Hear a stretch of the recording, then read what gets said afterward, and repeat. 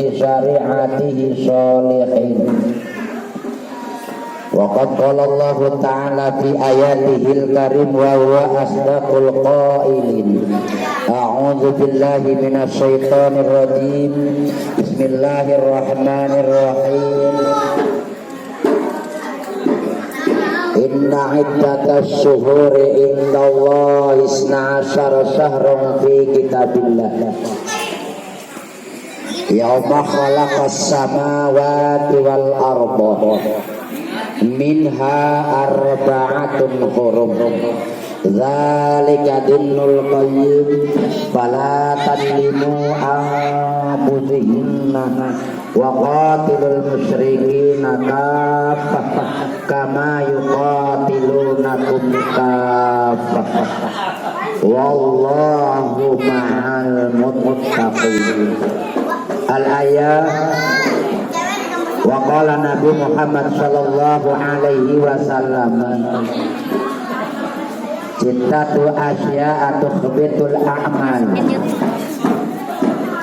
al-istighalu fi uyubil khalqi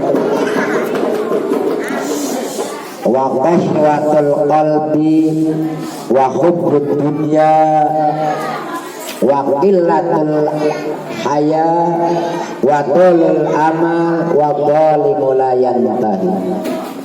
Hadratul mukarramin, para alim, para ulama, para masyayikh, para guru-guru yang saya hormati dan yang saya muliakan, wabil khusus kepada ketua DKM Mushola apakah Al-Barokah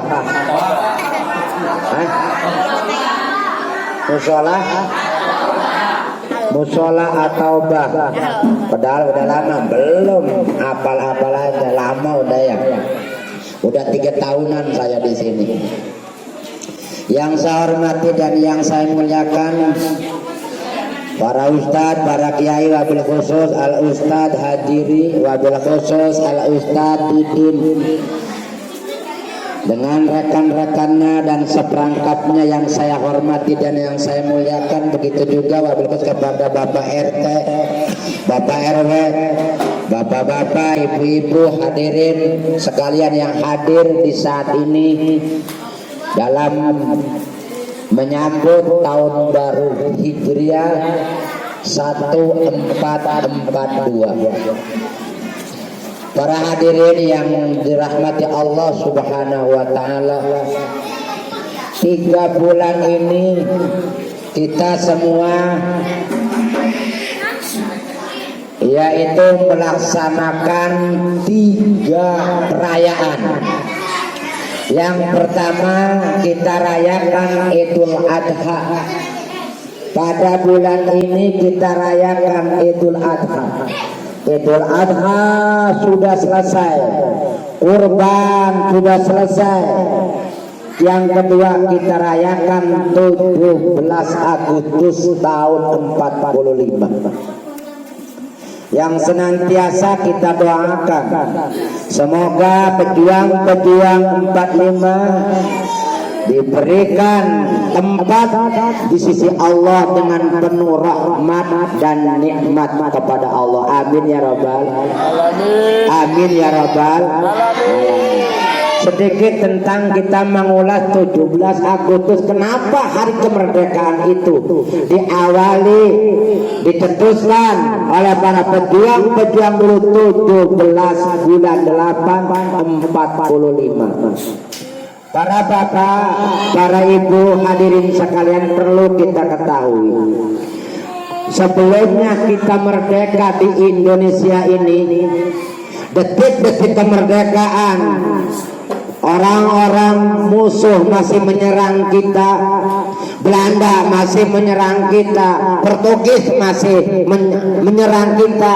Tapi 17 Agustus itu, tanggal 17 itu sudah ditentukan untuk kemerdekaan. 17 Tujuannya apa? Setelah kita merdeka, setelah kita mengemban kemerdekaan ini dengan penuh rahmat dan hidayah Allah Subhanahu wa ta'ala, setelah kita menjalani kemerdekaan, jangan lupa dengan angka 17. 17 apa Pak Dede? 17, jangan lupa dengan 17. Bukan 17 bango, sorry. Ya kan 17 kan bango ya. Angka 17 angka yang fenomenal. Angka 17 itu satu hari satu malam kita menjalankan ibadah sholat berapa? 17 rakaat. Coba hitung, kita menjalankan sholat sehari semalam 17 rakaat. Dohor 4, asar 4, berapa? 8. Maghrib 3, berapa? 11. Masa 15? Yang benar aja nih. Ulangi. Setelah kita merdeka, jangan lupa dengan 17 rakaat. Dohor 4, asar berapa? Tambah 3, maghrib berapa? 11. Masa 15? Kayak ini mah yang 15 ingin pulang, tidak punya duit. Tambah 4 rakaat isya berapa? 5. Tambah subuh berapa? 2 rakaat. Jumlahnya 17 rakaat. Jadi setelah kemerdekaan ini jangan lupa dengan 17 rakaat. Zuhur, asar, maghrib, isya, subuh 17. Pada waktu Allah menurunkan kitab suci Al-Quran melalui malaikat Jibril, disampaikan kepada Nabi Muhammad Sallallahu Alaihi Wasallam tanggal berapa? 17 Ramadan, peringatan nuzulul Quran. Surat Al-Isra yang bunyinya subhanalladzi asra bi'abdihi lailan minal masjidil haram ilal masjidil aqsa. Itu surat yang keberapa? Surat yang ke-17. Makanya turun 17 itu sebelum detik-detik kemerdekaan tercapai, masih Belanda masih nyerang, para musuh masih nyerang, diketuskan oleh para ulama, nih untuk kemerdekaan 17 bulan apa? Artinya apa? 8 Pak.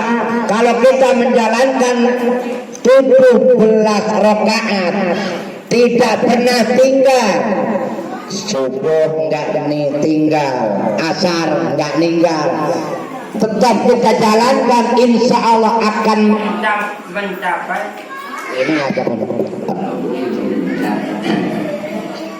Kalau kita tidak melepaskan 17 rakaat, selalu melakukan itu akan mendapat 8 pintu surganya Allah. Amin ya robbal alamin. Jadi surga itu dicapai bukan hal kita yang gampang. Surga itu harus dicapai dengan kita nurut kepada perintahnya Allah, terutama sholat anu benar, sholat entong lelura, sholat entong lelura bu, benar-benar harus kita laksanakan. Nanti kalau melaksanakan yang 17 rakaat satu hari satu malam, kita akan mendapatkan 8 pintu surganya Allah Subhanahu.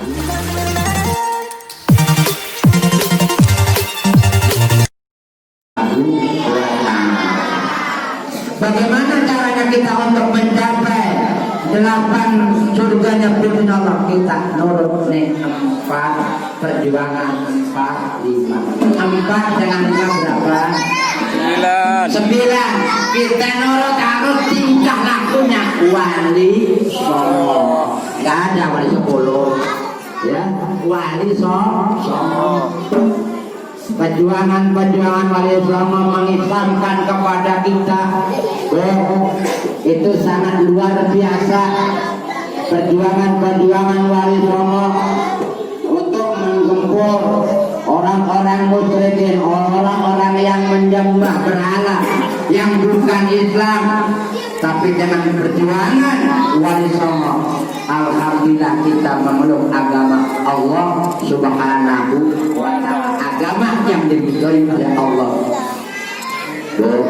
Saya memperkenalkan diri, ini saya bawa, ini anak saya dari Kalimantan, alhamdulillah dari komunitas agamanya agak berbeda, masuk Islam Syawal Ramadan.